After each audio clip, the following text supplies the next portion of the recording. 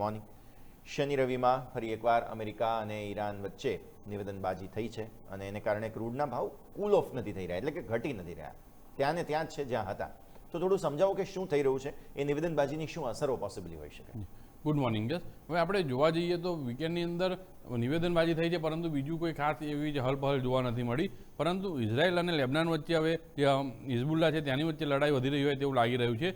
ઇઝરાયલે હિઝબુલ્લા ઉપર હુમલા કર્યા છે લેબનાનની અંદર, તેની અંદર 6 લોકોના મોત થયા છે, પરંતુ તેની અંદર હિઝબુલ્લાનો એક મહત્વના કમાન્ડરનું મોત થયું છે અને આ જાણકારી IDF આપી છે, એટલે કે ઇઝરાયલ ડિફેન્સ ફોર્સ જે છે તેમને આપી છે. આ સિવાય નેતન્યાહુનું એવું કહેવું છે કે ભાઈ જો ટ્રમ્પ મંજૂરી આપે તો અમે ફરીથી હુમલા કરવા માટે તૈયાર છીએ, કારણ કે તેમનું એવું કહેવું છે કે અમે ટ્રમ્પની મંજૂરીની રાહ જોઈ રહ્યા છીએ, જો તે મંજૂરી આપે તો અમે ઈરાન ઉપર હુમલા કરવા તૈયાર છીએ. અને આપણને ખ્યાલ છે કે જ્યારે ફેબ્રુઆરીના અંતમાં જે હુમલો થયો હતો તે ઇઝરાયલે જ કર્યો હતો અને તેની અંદર ખામેનનું મોત થયું હતું. ત્યારબાદ આ લડાઈ આપણે ચાલુ છે અને 6 મહિનાથી વધુ સમય થઈ ગયો, તેમ છતાં હજુ ચાલુ છે. એટલે ઓવરઓલ જોવા જઈએ તો હવે જે નિવેદનબાજી છે તે સિવાય ટ્રમ્પે કીધું છે કે ભાઈ થોડા ટાઈમમાં જાહેરાત કરીશ કે ભાઈ જે હોર્મુઝ છે તે અમેરિકાનો એક ભાગ હશે, તેની ઉપર અમારો કબજો હશે. તો સામે ઈરાને વળતો જવાબ આપ્યો છે અને કીધું છે કે ભાઈ ફક્ત ટ્વીટ કરવાથી કે ભાષણબાજી કરવાથી કબજો નથી થઈ જતો, આ લડાઈની અંદર અમે જીતી રહ્યા છીએ. એટલે ઓવરઓલ અહીંયા જોવા જઈએ તો જે નિવેદનબાજી છે તે સામસામે આગળ વધી રહી છે.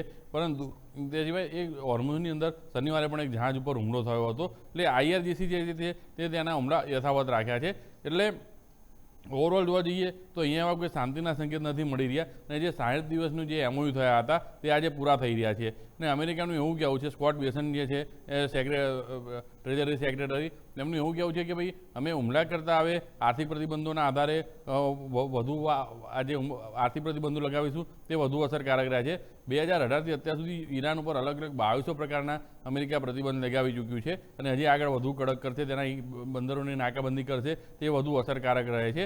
એટલે ઈરાને પણ કીધું કે આનાથી અમને કોઈ ફરક નથી પડતો. એટલે ઓવરઓલ જોવા જઈએ તો આ સામસામે નિવેદનબાજી થઈ છે અને આ બધાની વચ્ચે જે બ્રેન્ટ ક્રૂડ છે તે $90 નજીક સ્થિર છે. એટલે અહીંયા હવે જો સ્થિતિ મળશે છે તો પછી એક અલગ પરિસ્થિતિ ઊભી થાય છે. આ સિવાય જોવા જઈએ તો અમેરિકન માર્કેટ શુક્રવારે સામાન્ય ઘટાડા સાથે બંધ થયા હતા.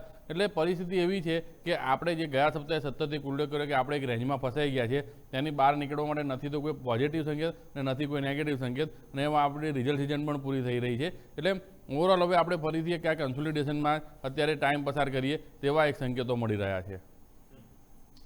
બિલકુલ, તો એ જ રેન્જ બાઉન્ડ કારોબારના સંકેતો અત્યારે ફિલહાલ સપ્તાહની શરૂઆતમાં. આભાર ધવલ આપનો અમારા સાથે જોડાવા માટેના ડિટેલ્સ